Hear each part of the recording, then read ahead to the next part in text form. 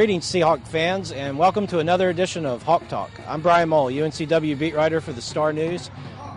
We're going to look back at last week's games, talk about what happened to the Seahawks, but first, here's a look at Midnight Madness.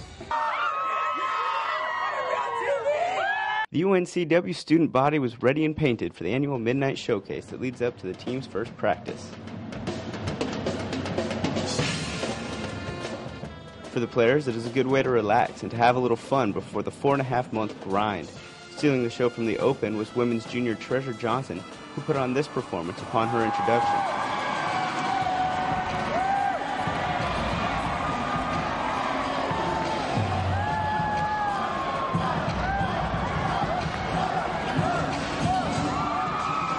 The fans were treated to entertainment throughout the night as well. The dance team did their thing, along with the cheerleaders and the band. But the feature act of the night was the Seahawks players.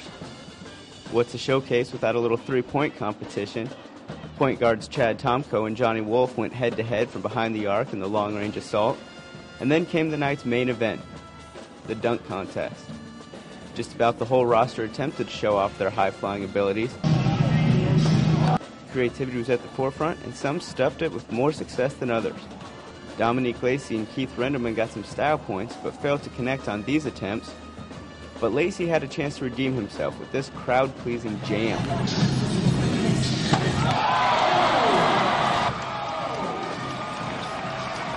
Also getting involved was 6'2" freshman on the women's team, Maya Levels. Her first attempt was a little off, but on try number 2, she brought the crowd to its feet.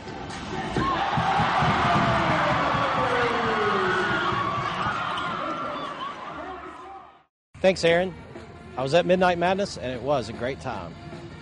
Well, the Seahawks had a tough opening week. They were undermanned in each of their first 2 games and suffered 2 defeats. Let's take a look at those games now. The Seahawks dug a double-digit deficit hole in the first half at Appalachian State on Friday night, and despite a late rally, were dealt a season-opening defeat. The Mountaineers gutted the Hawks' defense early with dribble penetration and thrived at the free throw line, outscoring UNCW 33-19 there. Junior center John Fields delivered in his Seahawks debut, controlling the paint on both ends to produce 21 points, 7 rebounds, and 4 blocks. All were game highs.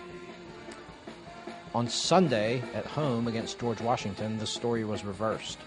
The Seahawks started strong, but fizzled late. With Fields serving a 1-game CAA-issued suspension, the Colonials pounded UNCW inside in a tightly officiated game.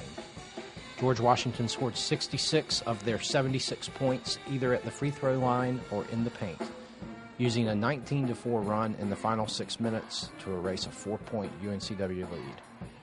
Junior point guard Chad Tomko returned from injury and entered the lineup, scoring 13 points in 25 minutes off the bench, and Montez Downey ignited the sparse Trask Coliseum crowd with a flurry of first-half three-pointers.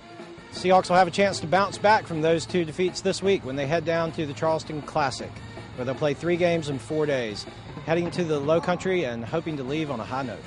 UNCW coach Benny Moss is looking forward to having a full roster for the first time this season, with 3 games scheduled in 4 days this week at the Charleston Classic. The Seahawks opened the tournament at 4 Thursday against 2009 NIT champion Penn State, led by All-American candidate Taylor Battle, a flashy point guard.